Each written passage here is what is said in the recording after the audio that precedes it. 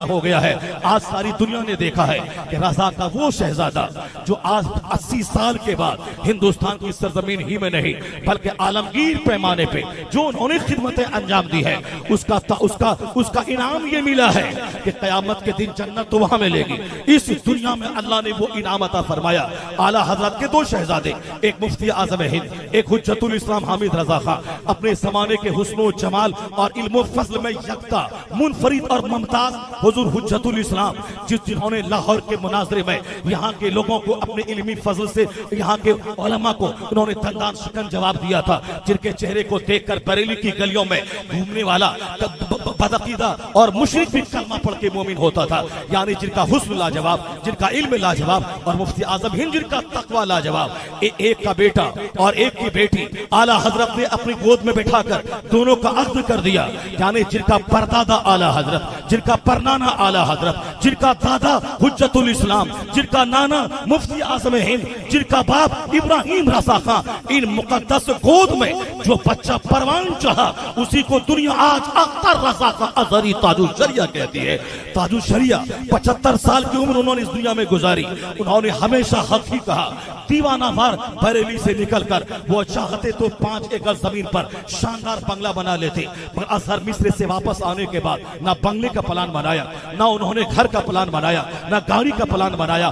منظر اسلام میں درس بخاری دینے لگے، پھر وہاں سے نکل کر گجرات کی وادی میں خطاب کرنے لگے، بہار کے دیہات اور جنگلوں میں خطاب کرنے لگے۔ ایک مہینہ تک بمبئی کے علاقے میں خطاب کرتے، جہاں کوئی بدعقیدہ سر اٹھاتا اس کا جواب دیتے۔ راستے میں جہاں کتاب کی ضرورت کو پیش آتی اب کتاب لکھتے۔ رد وہابیت، رد صلح کلیت، ساری زندگی مشین بن کر اختر رضا نے گزار دی۔ ہندوستان کی سرزمین میں انقلابی شخصیتوں میں ایک نام اختر رضا کا آیا، رضا خان کا آیا۔ سب سے زیادہ ہوائی سفر کرنے والے، جن کے نام پہ کئی لاکھ لوگ جمع ہو جائے، ایسی شخصیتوں میں ورلڈ فیمس پرسنالٹیز میں ایک نام اختر رضا کا ازہری کا آیا۔ یعنی مشینی زندگی گزارنے والا وہ اختر رضا کا ازہری جاتے جاتے دنیا کو بتا گیا کہ جن لوگوں نے کہا تھا کہ اختر رضا کا ازہری نے حق فتویٰ دے کے اس کو الگ کر دیا، ان کو الگ کر دیا، ان کو الگ کر دیا، سب کو الگ کر کے خود تنہا ہو گئے۔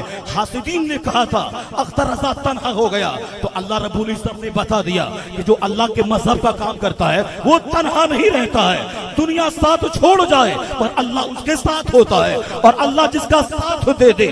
دنیا نے اپنی نگاہوں کے سامنے دیکھا کہ عالم اسلام کا اتنا بڑا جنازہ کہ کروڑوں کی تعداد میں بعد وصال ان کے جنازے میں حاضر ہو کر لوگوں نے بتا دیا۔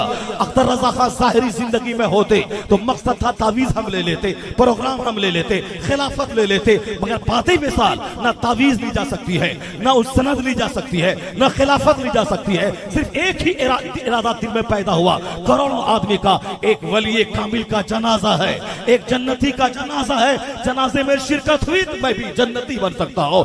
1 کروڑ کے قریب لوگوں نے بتا دیا کہ اختر رضا خان تنہا نہیں ہے، جس نے ان کو تنہا کہا تھا وہ اکیلا ہو گیا۔ اختر رضا کے پاس کروڑوں جمع ہو کے بتا دیا جو دین کا کام کرتا ہے وہ تنہا نہیں ہوتا، بلکہ ان کے ساتھ اللہ ہوتا ہے، ان کے ساتھ رسول ہوتے ہیں، ان کے ساتھ فرشتے ہوتے ہیں، ان کے ساتھ کروڑوں کلمہ پڑھنے والے ہوتے ہیں۔ جو اپنا جیون دین کے لیے وقف کر دیتا ہے اللہ اسے تنہا نہیں چھوڑتا، ان کا نام ہوتا ہے کروڑوں زبان پہ موضوع سخن بنا دیتا ہے۔ نعرہ تکبیر، نعرہ رسالت، عشق و محبت، عشق و محبت۔